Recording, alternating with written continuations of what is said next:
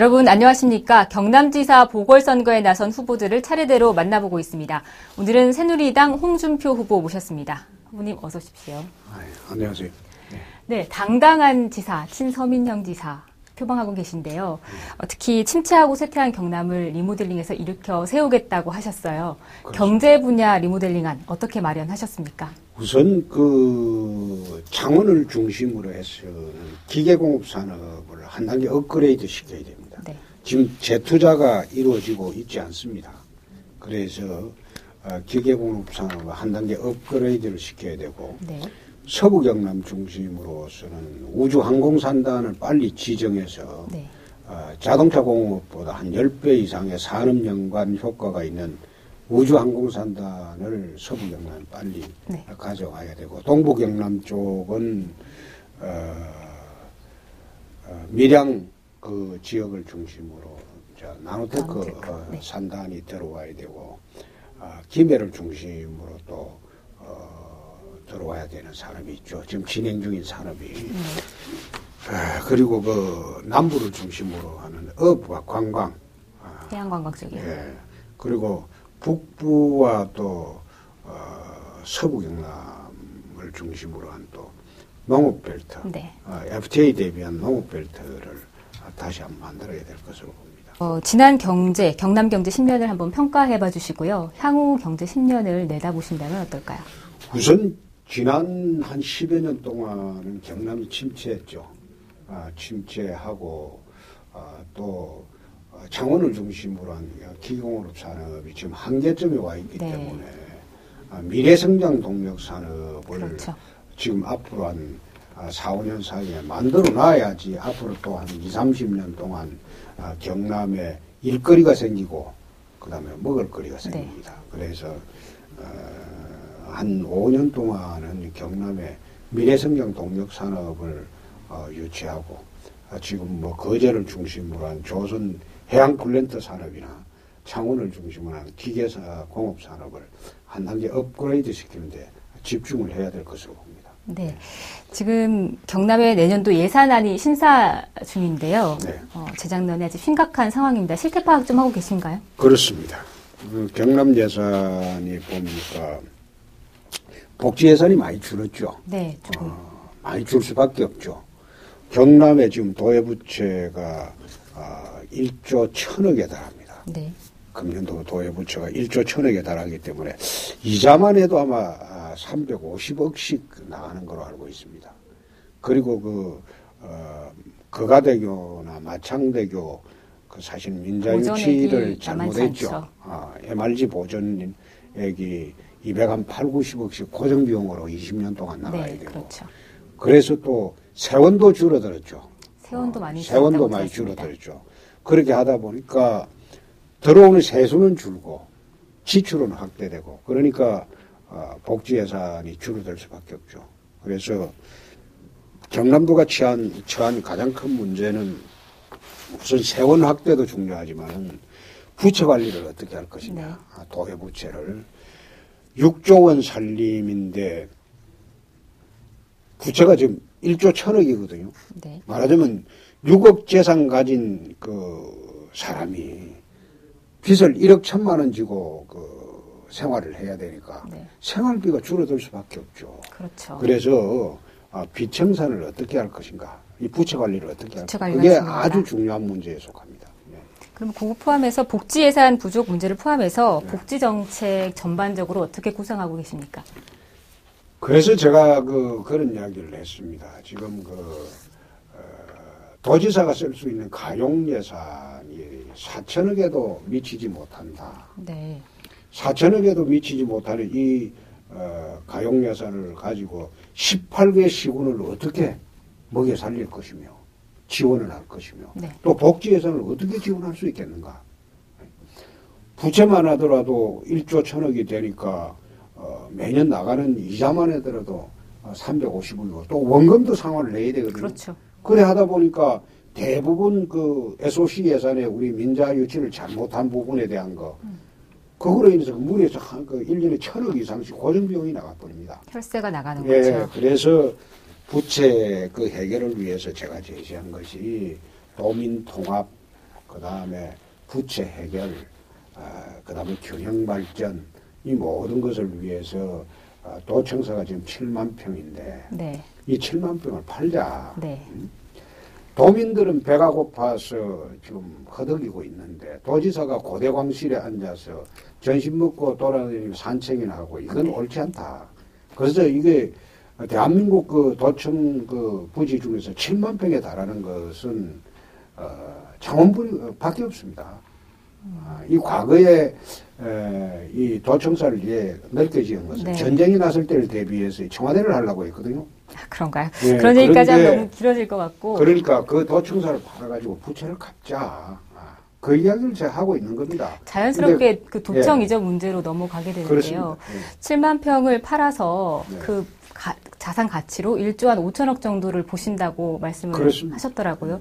그런데 전반적인 시세나 네. 지금 저기 뭐 지구 단위 계획 묶인 거를 볼 때 1조 5천억이라는 그 가치를 생각하신 대로 뽑아낼 수가 있을까요? 더 뽑아낼 수도 있습니다. 어떻게 가능하죠?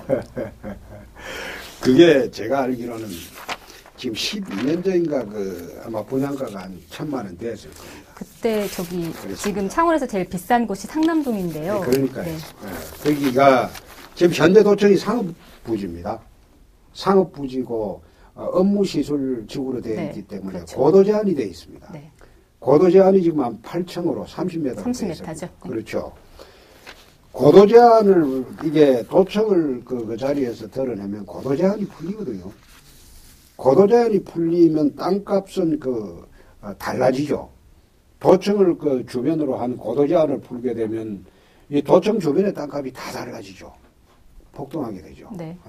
상업 농지에다가 고도 제한까지 풀게 되면 예를 들어서 이명박 서울시장이 그 서울시장으로 있을 때 서울숲 앞에 성수동에 네. 거기에 서울시유지가 있었습니다.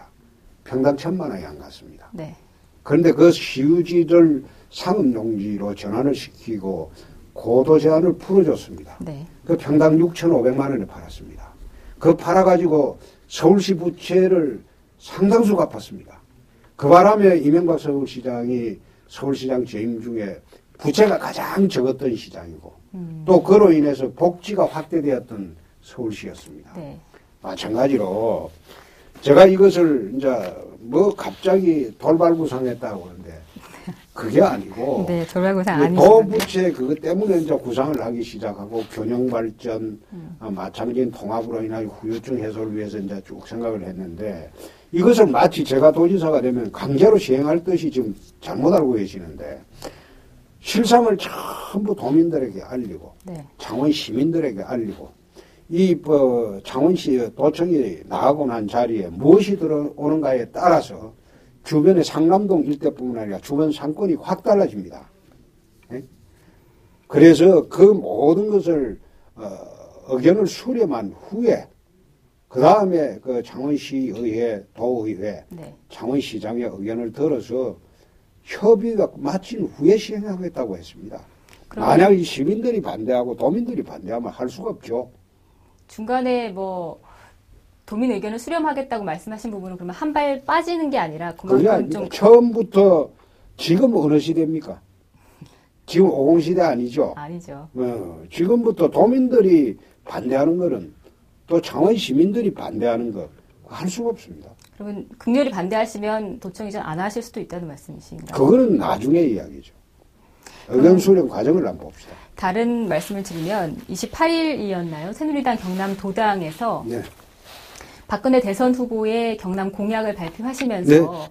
조현영 도당위원장께서 홍 후보님의 그 도청 이전 공약은 사전 합의된 바가 없다라고 말씀을 하셔서 들으신 분들이 좀 의아해하셨어요. 그 부분은 좀 어떻게 되신 건가요? 지금 잘못 알고 계신 게 이거는 대통령의 공약이 아니고 도지사의 공약입니다. 네. 도청 이전 유무는 그렇죠. 이게 도지사의 권한입니다.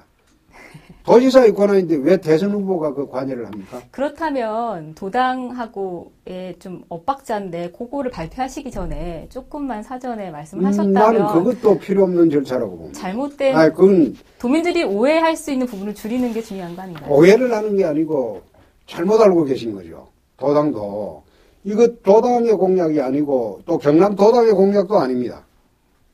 이게 원래 시작이 된 게 경선 때 네. 도당은 엄격히 중립을 지키는 겁니다. 네. 그렇죠? 경선 때.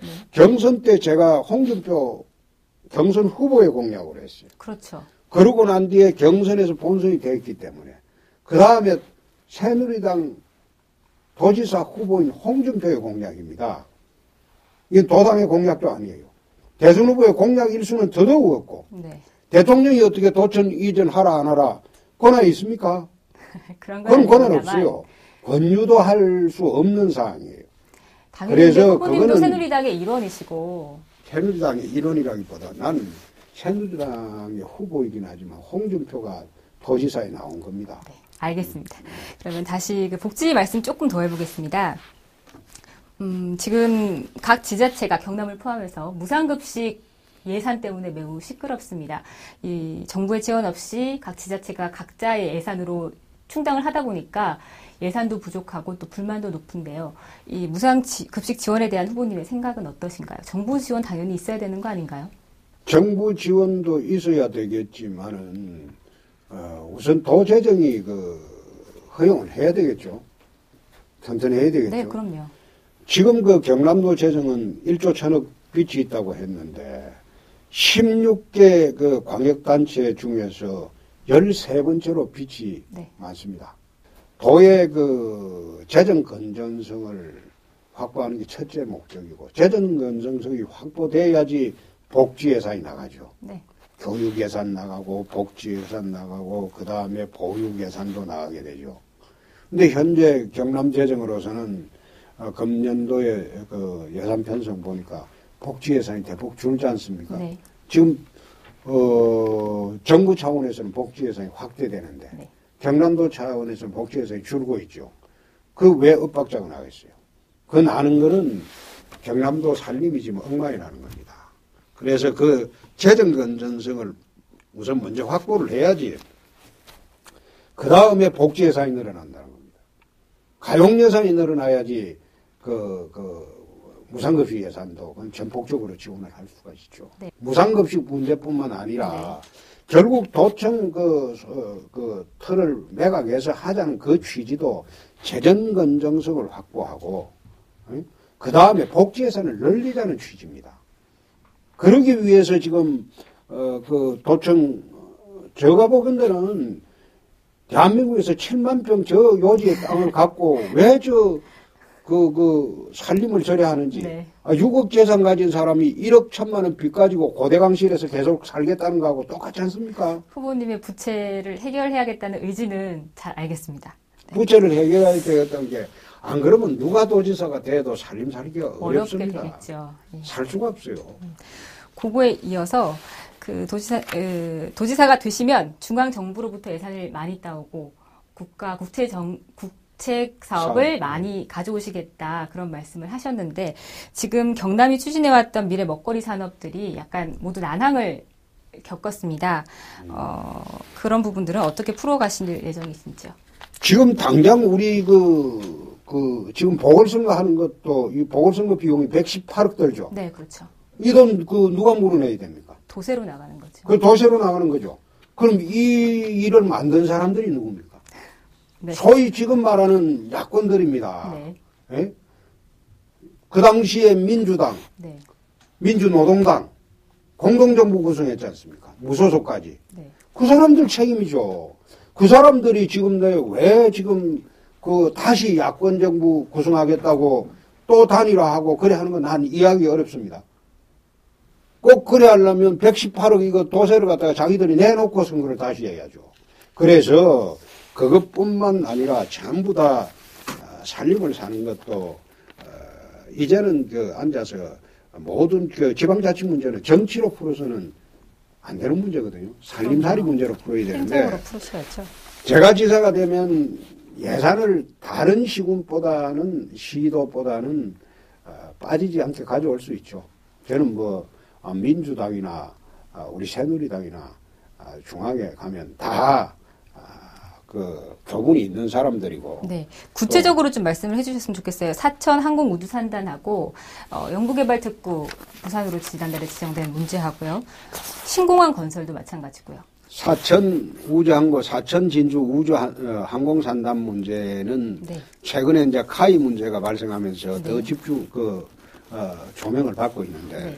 이것은 제가 11월 3일 날 새누리당 후보가 되고 난 뒤에 11월 11일 날 2박 3일간 서울을 좀 갔다 왔습니다. 갔다 와서 정부 관계자들한테 이 정부 임기 마치기 전에 사천 진주 우주항공산단하고 그 다음에 밀양의 나노테크 산단 네. 이 어떻게 보면 경남의 미래 먹거리 중에서 양대 축이 될 수 있는 이 산단을 지정해주고 좀 퇴임하는 게 좋겠다.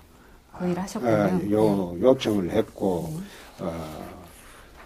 그게 받아들여질지는 모르겠습니다만은 선거 끝난 뒤에 적극 검토하겠다는 그 답은 받았습니다. 네. 받고 또 지금 하고 있는데 현재 R&D 특구 문제는 지경위에서 국회에서 논의를 하고 있습니다. 네. 국회의원들과 협력해서 빨리 해야 될 문제고 또 로봇랜드 산업도 조속해야 되는 문제. 지지부진하고 있는데. 네, 몇 가지가 경남에 이제 큰 현안들이 있는데 그것은 내년도에 제가 지사가 되면 내년까지 전부 마무리 짓도록 한번 해보겠습니다. 신공항 문제는 어떠세요? 신공항 문제는 저는 옛날부터 지금까지 공항 문제에 대해서는 일관된 입장입니다. 네.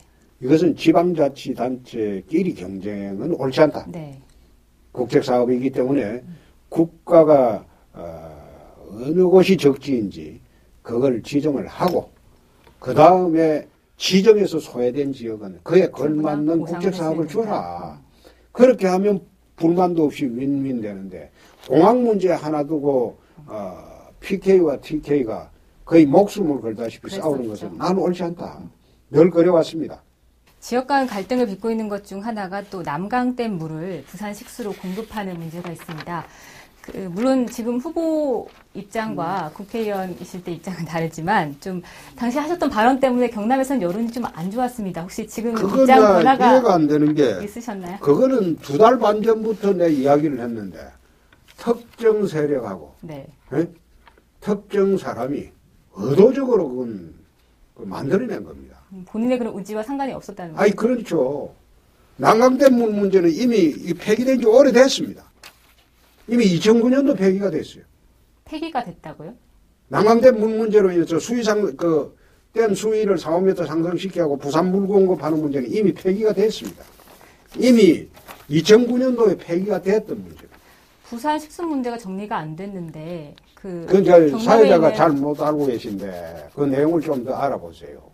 이미 2009년도 이 문제가 폐기되고 난 뒤에 생긴 문제가 지리산 댐 문제입니다. 그리고 최근에는 뭐 강변 여가수 문제도 있던데. 강변 여가수는 지금 진행 중에 있고요. 네. 진행 중에 있는데 강변 여가수 문제는 주변에 지하수에 만약에 영향이 가면 보상을 해주든지 그에 걸맞는 그걸 해주고 난 뒤에 해야죠. 그러면 질문을 다르게 드릴게요. 경남에게 어떠한 피해가 가는 상황이 발생되는데 부산으로 물을 공급하는 건 반대를 하시는 거죠? 그런 식으로 단적으로 질문하면 안 되죠. 그걸 공생을 하는 구조인데 네. 서로가 조금씩 양보를 해야 되는 구조지 내가 피해를 입으니까 너는 안 된다 그런 식으로 질문해서는 안 되죠. 질문 자체가 그건 잘못된 거죠. 그런데 그 일을 직접 당하는 도민 입장에서는 당연히 반발할 수밖에 없을 텐데요. 그건 다른 문제예요. 그런 식으로 도민의 지역 간에 대변자인 지사가 되시면 그런 부분을 보호해 주셔야 되는 거 아닌가요? 보호를 하고 안 하고 바로 지금 대한민국이 어려워지는 게 그겁니다. 지역 이기주의입니다. 지역 이기주의인데 이 지역에서 만약 A를 조금 손해보면 이 지역에서 보충을 해주면 됩니다. 상호 보충을 해주면 되는데 내 것은 하나도 양보를 하지 않고 남의 것만 가져오려는 그 이기심 때문에 지역 이기주의 때문에 지금 나라 전체가 어려워지고 있습니다. 경남도민의 이익을 침해하면 안 되죠. 당연하죠. 당연히 안 되죠. 네. 그런데 경남도민의 이익이 조금 침해되면 그 이익에 상응하는 것을 옆도에서 가져오면 되는 겁니다. 서로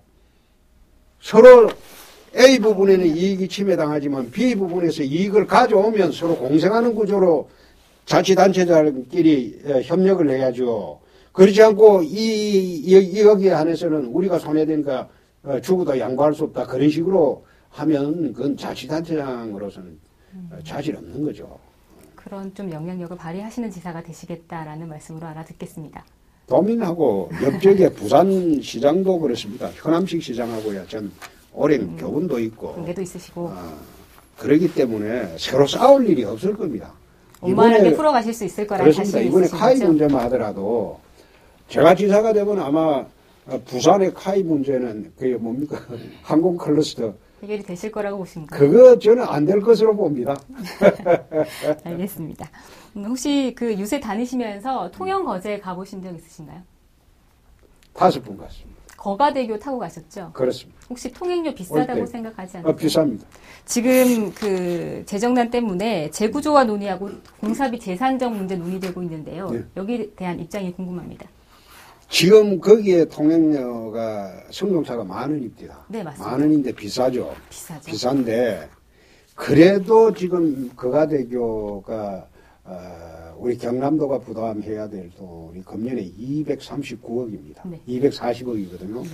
240억인데 이게 한 20년 부담해야 될 거예요. 그렇죠? 네, 맞습니다. 그러면 이게 MRG 방식으로 했습니다. 네. 네, MRG 방식으로 하는데 이 MRG 방식이라는 게 대한민국에만 있는 말하자면 잘못된 방식이라고 불합리한 합니다. 방식이라는 거죠. 그래서 그 방식을 MRG 방식에서 그 방식을 바꾸자는 논의가 지금 진행 중에 그렇습니다. 있습니다. 우선 그거는 방식을 손해보전 방식을 바꾸는 게 우선 첫째고 네.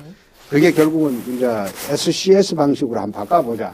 그런 식으로 지금 논의가 진행되고 맞습니다. 있고 또 이거 이제 도청 그 매각 그 이야기로 돌아가는데 네. 거기에서 매각 대금으로 여기 경영권을 말하자면 미리 가져오는 사버리자. 사버리고 그렇게 하면 이런 말하자면 엉터리 같은 그 직업을 돈을 1년에 뭐 지금 금년에는 240억까지 지급하는데 이거 안 하는 거 아니냐. 근데 최근에 어느 후보님이 여기에 반값으로 한다고 공약을 했습니다. 네. 그럼 반값으로 하게 되면 MRG 방식으로 인해서 지금 보존해야 되는 게 이게 100억이 더 들어가야 될 걸요. 재산정을 하는 걸 전제로 해서 뭐 추가적으로 말씀하신 것 같은데요. 재산정을 한다면 누구라도 그게 가능하다면 반값이 되겠죠. 네. 예? 재산정을 해서 그 후보님 말씀대로 하면 당연히 반값이 되는 거고 그렇지 않습니까? 네. 그리고 앉아서 그렇지 않고 현재 방식에서 반값으로 하겠다고 하면 1년에 100억씩 더 줘야 됩니다. 도에서. 뭐 그 돈은 또 어떻게 감당을 하려고 그래요. 알겠습니다. 차라리 그러지 말고 무료로 통행하겠다고 하고 그 앉아서 1년에 한 600억씩 돈을 내놓겠다. 그래 이야기하는 게 맞겠죠. 네. 그럼 이상으로 공통 질문 마치고요. 후보님께만 드리는 개별 질문을 드릴까 네. 합니다. 지난 월요일이었지요. 민주통합당 공민배 후보가 사퇴를 하면서 권영길 후보가 단일 후보로 결정이 됐습니다. 사람들이 보기에는 전 집권당 대표와 진보정당 대표가 이렇게 맞서게 된 게 좀 흥미진진하긴 한데 그 단일 후보 결정됐을 때 당시 기분이랄까요? 생각은 어떠셨습니까? 저는 의당이 한 사람 나올 줄 알았습니다. 네. 또 이병하 후보가 나오시는 것 자체가 구도가 결국은 거기도 단일화되지 않느냐. 전 그래 봅니다. 지난번에도 단일화 쇼를 해갖고 한번 이겼거든요. 네. 그러고 난 뒤에 사퇴해버리고 118억 물어내지도 않고 이번에 또 하려고 하지 않습니까? 아마 도민들이 두 번은 안 속을걸요. 네. 그 어떤 인터뷰 보니까 권 후보하고는 형 동생 하시는 사이라고. 그렇습니다. 예, 그거를 권 후보님께 말씀을 드렸더니 서로 그만큼 잘 알고 존중하기 때문 아닌가. 이번에 그렇습니다. 멋진 선거 한번 해보자 이렇게 말씀하셨는데 화답을 하신다면 어떨까요? 저도 권영길 선배님이 저보다 13살이 많습니다. 네, 그러시더라고요. 밖에 나가 보면 저하고 권영길 선배하고 동년배인 줄 알아요.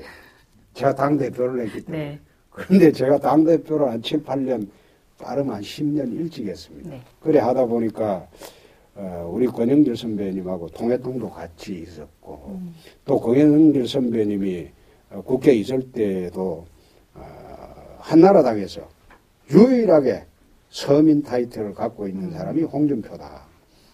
그래가지고 권영길 선배님 그 정책을 내 국회에서 받아들여서 통과시킨 네. 법률도 있습니다. 네. 청와대와 정부의 반대에도 무릅쓰고 당대표 시절에 권영길 선배하고 민주노동당 정책을 받아들여서 그 국회에 통과시킨 법률도 있습니다. 네. 중소기업 보호법입니다. 그래서 내가 잘 모시고 있습니다. 이번에 재미있는 승부를 할 겁니다. 저희도 기대가 됩니다. 그리고 모래시계 검사, 다선 국회의원, 집권당 대표 이렇게 경력이 아주 화려하신데요. 내려오셔서는 막상 또 경남에는 별로 애착이 없었던 거 아니냐 이런 또 말씀을 듣기도 하셨어요. 네. 근데 유세하러 다니시면서 이런 부분은 좀 불식시키기 위해서 노력을 좀 많이 하시는가요? 지금 발로 뛰고 있습니다. 지금 아마 후보들 중에서 경남 18개 시군을 4번을 가본 사람은 저밖에 없을 겁니다. 그거는 5번째 돌고 네. 있습니다. 강행군 하시네요. 예. 지금 뭐 석 달 동안 구석구석 다 다녔습니다. 그리고 좀 거친 말투 때문에도 좀 거친 말투 말씀이 많았는데 예. 직설적이죠. 네. 보통 정치인들이 달 하나를 구멍을 만들어 놓고 네. 말을 하다 보니까 예매모호하고 그런 경우가 대부분입니다. 그런데 저는 뭐 검사 시절이나 정치인들 16년 하면서도 거의 단답 형식으로 답변을 합니다. 하다 보니까 그것이 또 오해를 사기도 하고 다소 또 격할 때는 거친 소리도 나오고 해서 그럼 특별히 좀 이미지를 바꿔보겠다고 노력해 보신 적은 없으신가요? 그 사람이 잘못된 그 이미지가 그 이미지로 홍준표가 지금까지 왔습니다. 정치판에서요 개파 없이 공천 때마다 공천 신경 안 쓰고 네. 독거다이로 살아왔고 그래서 독거다이로 살아도 내가 당 대표까지 했습니다. 22만 당원이 투표한 직선의 대표까지 되어봤습니다. 그러셨죠. 그렇기 때문에 제가 조금 이제 나이가 이제 내년이 60입니다.